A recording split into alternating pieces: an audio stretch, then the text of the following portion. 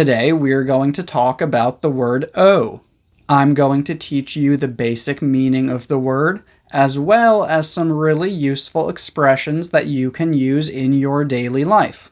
Owe is a verb, and it basically means that you need to give someone something, because in the past they gave you something or did something for you.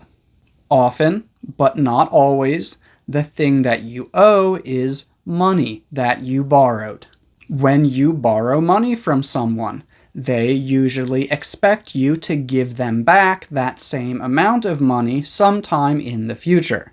That is called paying someone back. If you borrow money from someone, you owe them money until you pay them back. After you pay them back, you do not owe them money anymore. Here are 4 basic examples of how we use owe when someone has borrowed money. I owe my sister $200. A couple weeks ago, I borrowed $200 from her, and I haven't paid her back yet. He owes money to a lot of people.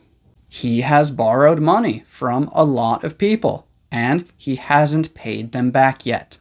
She owed him money for a long time. She borrowed money from him, and it was a long time before she paid him back. Please don't forget that you still owe me $50. You borrowed $50 from me, and you still haven't paid me back. You might also owe someone money because they have done work for you. When we aren't sure how much we need to pay someone for their work, we often ask, "How much do I owe you?" or "What do I owe you?" They both mean the same thing. How much money do I need to give you for the work that you have done? And like I said in the beginning, the thing that we owe someone isn't always money. If you owe someone a favor, this means that they have helped you with something. So now there is an understanding that in the future, they can ask you to help them with something. Maybe you and your friend are trying to decide who to ask for help with moving some furniture. You might say, "Alex owes me a favor. Let's ask him." That means that in the past, you have helped Alex with something. So now, he will probably feel like he should say yes if you ask him for help. If you owe someone an apology, this basically means that apologizing to them is the right thing to do.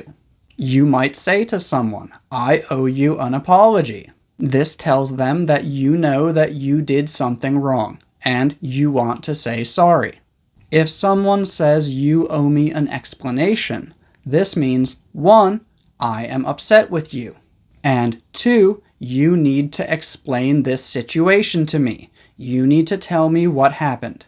Or if you tell someone that you owe them an explanation, this basically means that you know that you did something wrong, and you know that explaining the situation to them is the right thing to do. Sometimes we say, "I owe you one." This is basically a friendly and informal way to say, "Thank you. I appreciate you helping me." You might also hear someone say, "You owe me one." This is like the opposite of saying "no problem." It basically means helping you was not convenient for me, and now I expect you to help me with something in the future. As an English learner communicating with people from other cultures, it's going to be very difficult to know how other people will feel if you say this to them. So although it is important to understand this one, I don't recommend using it. And the last thing that I want to talk about in this video is to owe it to someone to do something. To owe it to someone to do something basically means that someone has supported you in some way. So now you feel responsible to do something for them. For example, a university student might feel that they owe it to their parents to graduate from university. They feel that their parents have always supported them, So now they feel that they need to graduate, not for themselves, but in order to make their parents proud or happy. Or an athlete might say something like, I owe it to my fans to always play my best. This means that they feel that their fans always deserve their best performance. They feel that if they do not play their best, they are being unfair to their fans. And yeah, that last one is a bit tricky, and we really don't use it very often, so if that one doesn't really make sense to you right now, I wouldn't worry about it. However, the other expressions that I have mentioned in this video are very common, so I highly recommend writing some of them down so that you can review them and practice using them. I hope you found this video useful. Thank you for watching.